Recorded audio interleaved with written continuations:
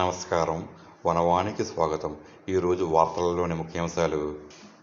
Bapanamma శిశుమృతికి కారకులైన Rampachodavaram area ఆసుపత్రి డాక్టర్లపై criminal కేసులు నమోదు చేయాలి. ఆదివాసీ సంక్షేమ పరిషత్ డిమాండ్. రంపచోడవరం ఐటీడీఏ కార్యాలయం వద్ద శుక్రవారం నాడు ఆదివాసీ సంక్షేమ పరిషత్ ఆధ్వర్యంలో కోటం బాపనమ్మ అలియాస్ కోసు బాపనమ్మ బంధువులు శాంతియుత నిరసన చేపట్టారు.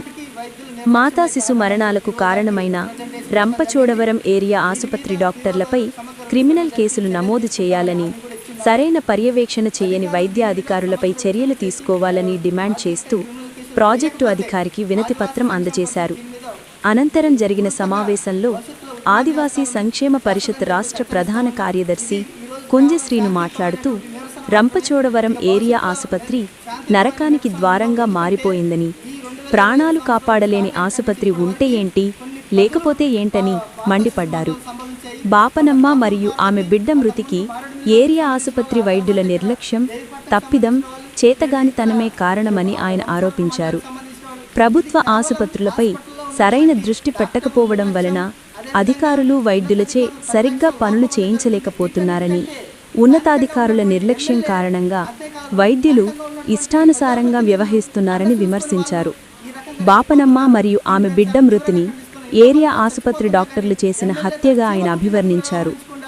సరైన డెలివరీ కూడా చేయలేని డాక్టర్ చదువులు ఎందుకని ఆయన ఆగ్రహం వ్యక్తం చేశారు. ఎప్పుడో ఒకసారి మాతా శిశు మరణాలు జరిగితే ఏదో కారణమయ్యుండొచ్చని, కానీ 2025 సంవత్సరంలో ఇప్పటి వరకు వరుస మరణాలు సంభవించాయని, గతంలో కూడా ఇదే మాదిరిగా ఎన్నో మాతా శిశు మరణాలు జరిగాయని గుర్తు చేశారు.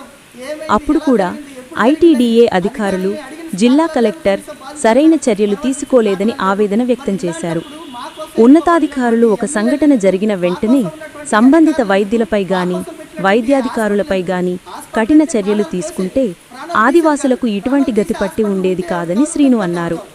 రంపచోడవరం ఏరియా ఆసుపత్రి వైద్యులపై క్రిమినల్ కేసు నమోదు చేసి అరెస్టు చేసే వరకు తమ ఉద్యమాన్ని ఆపబోయేది లేదని ఆయన హెచ్చరించారు. ఆదివాసీ రిజర్వేషన్తో గెలిచిన ఎమ్మెల్యే ఇన్ని వరుస మరణాలు జరుగుతున్నా మసిపూసి మారేడుకాయ చేస్తూ జనాల్ని మభ్యపెడుతున్నారని, కూటమి ప్రభుత్వం ప్రజలకు అన్ని విధాలుగా అండగా ఉంటుందని డబ్బాలు కుట్టుకోవడం సరిపోతుందని మండిపడ్డారు. ఆదివాసులు మృతి చెందుతుంటే కనీసం కుటుంబాలను పరామర్శించి ఓదార్పునిచ్చే మనసు కూడా లేకపోవడం సిగ్గుచేటని ఆయన అన్నారు. అదే నాన్ ట్రైబల్స్కు కాలు విరిగినా, కడుపు నొప్పి వచ్చినా వెంటనే వారి ఇళ్లల్లోకి చేరుకొని ఓదార్పులిస్తూ ప్రకటన చేసే ఎమ్మెల్యేకు ఆదివాసుల మరణాలు కనిపించడం లేదా అని ఆయన ప్రశ్నించారు. ఇటువంటి ప్రజాప్రతినిధుల వలనే అధికారులకు, వైద్యులకు కొమ్ములు వస్తున్నాయని, ప్రజాప్రతినిధులు సరిగ్గా ఉంటే అధికార వ్యవస్థ సరిగ్గా ఉంటుందని ఆయన అన్నారు. బాపనమ్మ కుటుంబానికి న్యాయం జరిగే వరకు, మాతా శిశు మరణాలకు కారకులైన వారిని శిక్షించే వరకు ఉద్యమాన్ని ఆపేది లేదని కుంజశ్రీను స్పష్టం చేశారు.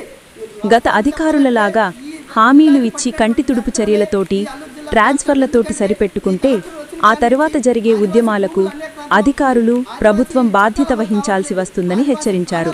కావున డాక్టర్లపై క్రిమినల్ కేసులు వేయాలని, సరైన పర్యవేక్షణ చెయ్యని ఉన్నతాధికారులపై చట్టపరమైన చర్యలు తీసుకోవాలని ఆయన డిమాండ్ చేశారు. ఈ కార్యక్రమంలో ఆదివాసీ సంక్షేమ పరిషత్ డివిజన్ ఉపాధ్యక్షురాలు బోరగా ఎర్రమ్మ, డివిజన్ ప్రధాన కార్యదర్శి జోడి ప్రదీప్ కుమార్ దొరా, డివిజన్ కోఆర్డినేటర్ పీట ప్రసాద్, కంగాల అబ్బాయి దొరా, చోడి ఏడుకొండలరావు దొరా, కలుముల ప్రసాద్, కారు అరుణాకుమారి, పొడియం అరుణాకుమారి, దుర్గాదేవి, దేవి శ్రీదేవి, మృతిరాలి బంధువులు, ప్రజలు పాల్గొన్నారు.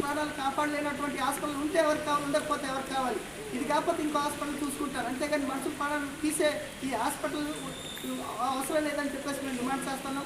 అదేవిధంగా ఇక్కడ అడిషనల్ డిమాండ్స్లో కావచ్చు, దీనికి సంబంధించిన వైద్యాధికారులు ఎవరైతే ఉన్నారో వాళ్ళందరూ కూడా ఈ వృత్తికి బాధ్యత వహించాల్సి ఉంటుంది. ఎందుకంటే వీళ్ళు కరెక్ట్గా ఉంటే వైద్యులు కరెక్ట్గా ఉండేవారు. వైద్యులు కరెక్ట్గా ఉండుంటే ఈరోజు అక్కడ ఎక్విప్మెంట్ కరెక్ట్గా ఉండేది. అక్కడ ఎక్విప్మెంట్ కరెక్ట్గా ఉండుంటే వైద్యులు కూడా మానవతా దృక్పథంతో కానీ, వాళ్ళకి నిజంగా మనుషులు కాపాడేవాళ్ళు కాదు. వీళ్ళందరూ భక్షకులు. వాళ్ళకి కనీసం మానవత్వం లేదు. వాళ్ళ పిల్లలు వాళ్ళు డెలివరీ వాళ్ళ డాక్టర్ గైనకాలజిస్ట్ అంటే మోస్ట్ ఆఫ్ ద లేడీసే ఉంటారు. ఆమె కూడా ఒక లేడీనే. తన బిడ్డ తన డెలివరీ టైంలో ఇలాగే జరిగితే ఇలాగే ఒప్పుకుంటారు వాళ్ళు. వాళ్ళ బిడ్డలకు కావచ్చు, వాళ్ళ వర్గానికి కావచ్చు, ఇలా జరిగితే వాళ్ళు ఇలాగే ఉంటారని మేము ప్రశ్నిస్తూ ఉన్నాం. మీరు మాత్రం ప్రైవేట్ హాస్పిటల్లో మంచిగా డెలివరీ చేయించుకుంటారు, మమ్మల్ని మాత్రం ఈ ఏం లేనటువంటి ఈ డబ్బా హాస్పిటల్లో పెట్టి మమ్మల్ని చంపుతారా? ఎక్విప్మెంట్స్ ఉండవు, ఏముండవు. ఎవరో ఒక రాజకీయ నాయకుడు వెళ్తారు, మేము బ్రహ్మాండంగా వైద్యం అందిస్తున్నామంటారు. ఎక్కడ మరి అన్ని బ్రహ్మాండంగా వైద్యం అందిస్తే ఈ మాతా శిశు మరణాలు ఎందుకు సంభవిస్తున్నాయని చెప్పేసి మేము అధికారులని, ప్రభుత్వాన్ని, ఈ ఎమ్మెల్యేని అడుగుతూ ఉన్నాం. ఇంతమంది సస్తా ఉంటే ఎమ్మెల్యేకి పెద్ద పెద్ద టూర్లు జరుగుతున్నాయి కానీ హాస్పిటల్కి వచ్చి చూసే పరిస్థితి లేదు. హాస్పిటల్లో ఏమున్నాయో ఏం లేవో కూడా అడిగే దిక్కు లేకుండా పోతుంది. అంటే ఇంత దౌర్భాగ్య పరిస్థితుల్లో ఇక్కడ ఎమ్మెల్యే పనిచేస్తుంది, ఇక్కడ అధికారులు పనిచేస్తున్నారు. కాబట్టి దీన్ని మేము తీవ్రంగా ఖండిస్తున్నాం.